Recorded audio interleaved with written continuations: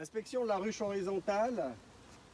On arrive, on a passé la mi-juillet, donc on regarde si la reine pond bien, si elles ont assez de place et si la nourriture rentre. Pour le moment, on a fait les cadres à miel qu'on a en surplus. On a 1, 2, 3, 4, 5, 6, 7, 8 cadres. Ils sont tous construits ou en partie, donc il y a de la place de ce côté-là. Là, ce qui va nous intéresser, c'est savoir si la reine, elle a de la place pour pondre. La semaine dernière, on est venu, on a retiré un cadre de couvain, on l'a mis dans la partie miel et on a mis un cadre neuf. On va voir si ça lui a suffi ou s'il faut faire une plus grosse opération d'enlever au moins 3 cadres de couvain. Donc ce qui est important, c'est que dans la ruche horizontale, j'ai peur que si le couvain est trop loin de la reine, qu'elle construise, s'il reste 1 ou 2 œufs, une cellule royale. Donc c'est quand même un test que je fais progressivement, parce que j'ai pas envie d'avoir 2 ruches dans la ruche. Donc voilà. Deuxième cadre.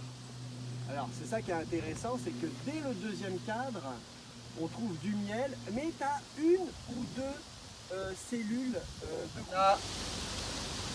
On a des œufs.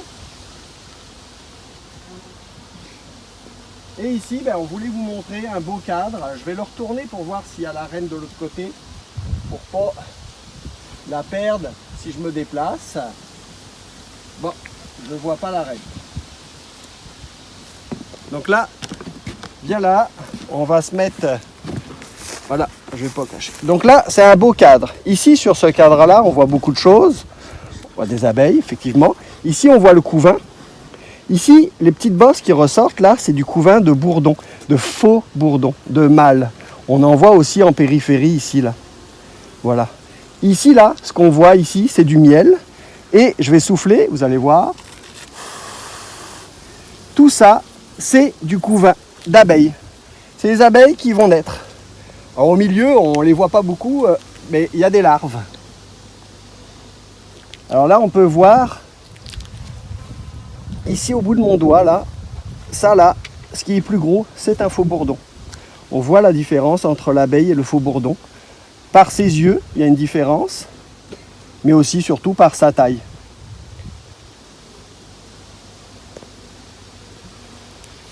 Alors là, on va vous présenter un cadre qu'on a mis la semaine dernière. Et au milieu, très facile à reconnaître avec son point bleu, mais aussi parce qu'elle est vraiment plus grosse que les autres, vous avez la reine. Elle est ici. Et ça, c'est un cadre qui a été totalement étiré par les abeilles et pondu. On vous mettra une photo des œufs pour que vous puissiez mieux voir.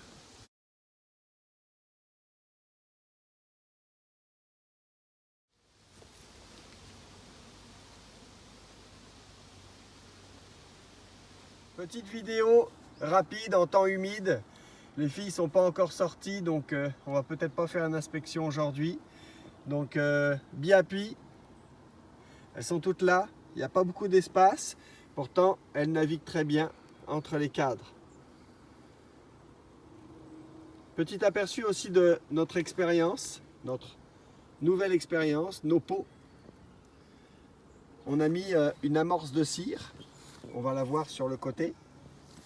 Et les filles ont construit et on remplit de miel. On peut très bien le voir sur le dessus du premier pot, on voit bien le miel à l'intérieur des alvéoles. Donc voilà notre biapie qui est bien rempli. Notre biapie en mode humide, toutes les filles sont à l'intérieur, on peut bien le voir. Ici, là, elles sortent pas, elles sont dans la ruche. On peut voir que les 2 autres ruches, c'est à peu près la même chose. Ça commence, ça commence.